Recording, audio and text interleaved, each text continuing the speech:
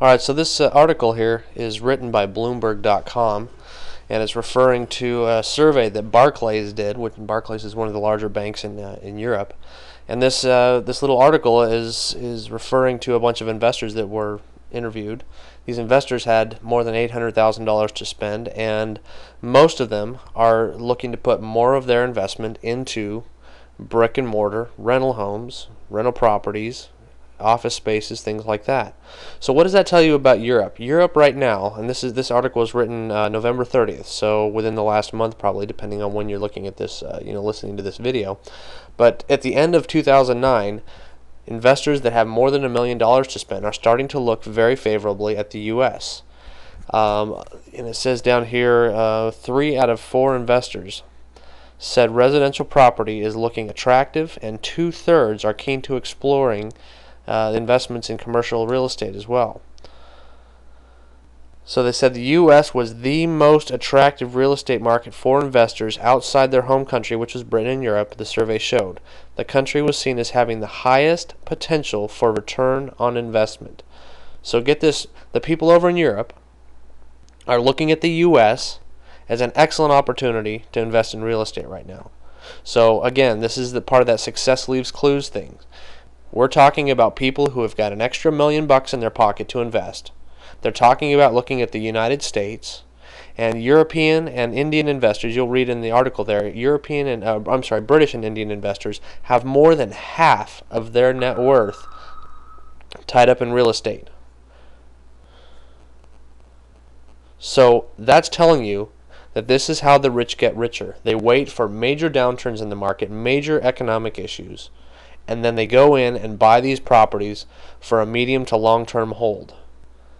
Remember back to one of the other videos that I told you. The real estate that I own right now has survived. I think that one of the houses that I own in Ohio right now was built in 1893. That was before the Great Depression. That was before the 1987 stock market crash. That was before the 1970s inflation. That was before the 1990s dot-com tech boom and bust.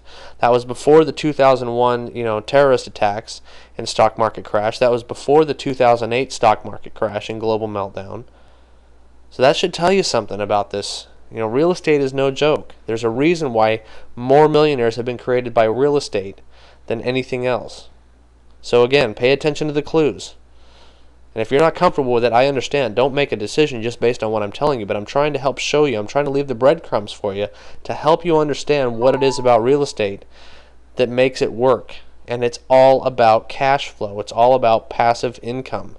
You can have somebody else manage the property for you. You can have somebody else manage taking the payments from the tenants, from us, and put it in your bank account. You don't have to be involved necessarily. Most of my rental properties, most of my income comes from my property manager. I give her a call once a month. Hey, how are things going with the tenants? How are things going with the property? Any new repairs that need to be done? They handle that stuff on a day-to-day basis. They get paid to do that job.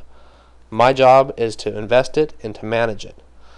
And I think that's exactly where you should be too. So anyway, great talking to you again. I hope this helped. I hope this article will really help shine some light on it. I included the original link so you can go to Bloomberg.com and figure out, and read this article for yourself. It's also posted on the website.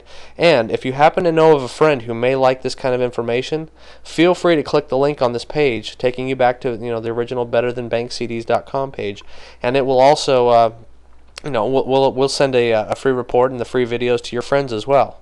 So don't be afraid to share this information. Information is power in the hands of the right people, and I'm a big believer in educating people. That's why you're getting this video for free, and that's why you've gotten all the rest of them for free up till now.